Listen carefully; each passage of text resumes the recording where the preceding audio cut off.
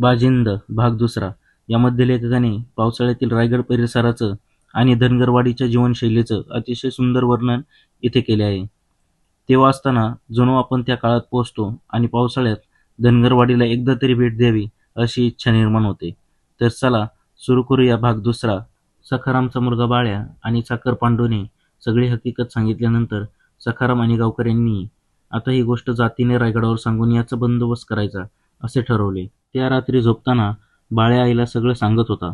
बोलता बोलता त्याला अचानक आठवलं, जिथे तो पडला होता तिथे एक काळाकुट्ट माणूस त्याच्याकडे पाहत उभा होता.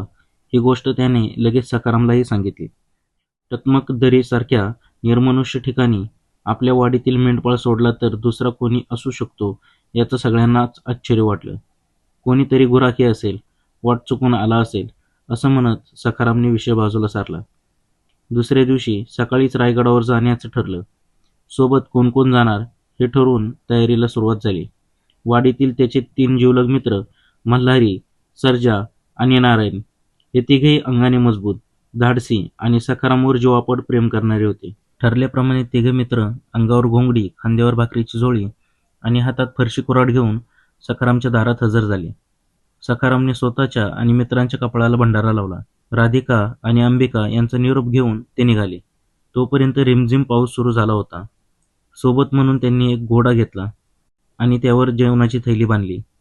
निघताना सखारामने एकदा टकमक टोकाकडे नजर टाकली आणि त्याच्या डोळ्यासमोर भूतकाळ उभा राहिला. शेवटच्या वेळी राज्याभिषेकासाठी तो रायगडावर गेला होता आणि त्याला स्वतः महाराजांचे दर्शन झाले होते. महाराजांनी अक्षरशः पाण्यासारखा पैसा खर्च करून रायरीचा डोंगर रायगडात रूपांतरित केला होता. त्यावेळी त्यांच्या वाडीनेच जंगलातील वाटा आणि चोरवाटा फौजेला दाखवल्या होत्या. त्या आठवणींनी सखारामचा ऊर अभिमानाने भरून आला. वाडीपासून टकमकदरीच्या खालूनच रायगडाच्या चित दरवाजाकडे जाणारी वाट होती. वाटेत महाराजांचे मोर्चे आणि मेटे होतेच, पण या मुसळधार पावसात तिथे कोणी असेल की नाही याची खात्री नव्हती. मल्हारीने घोड्याचा लगाम धरला आणि चौघे चिखल तुडवत टकमकदरीच्या दिशेने निघाले. साधारण 2 प्रहर चालल्यानंतर सूर्य वर आला होता. टकमकदरीजवळ आल्याची चाहूल लागताच चौघांच्या अंगावर शहारा आला. मनात एक अनामिक भीती दाटून आली. सगळ्यांच्या मनात एकच विचार, इतक्या उंचावरून खाली पडल्यावर काय होत असेल? आजवर कित्येक जणांचा कडेलोट झाला असेल, त्यांचं काय झालं असेल? आणि अचानक एक भीषण किंकाळी दरीत घुमली. क्षणात सगळ्यांचे अंग थरारले. आवाज हळूहळू वाढत गेला आणि काही क्षणातच जवळच धप असा आवाज झाला. दाट जंगलात कुठेतरी एक माणूस पडल्याचा अंदाज त्यांना आला. चौघे एकमेकांकडे पाहू लागले. काही वेळ शांतता पसरली. मग धाडस करून सखाराम म्हणाला, गड्यांनो, आपण जाऊन बघूया का कोण आहे ते?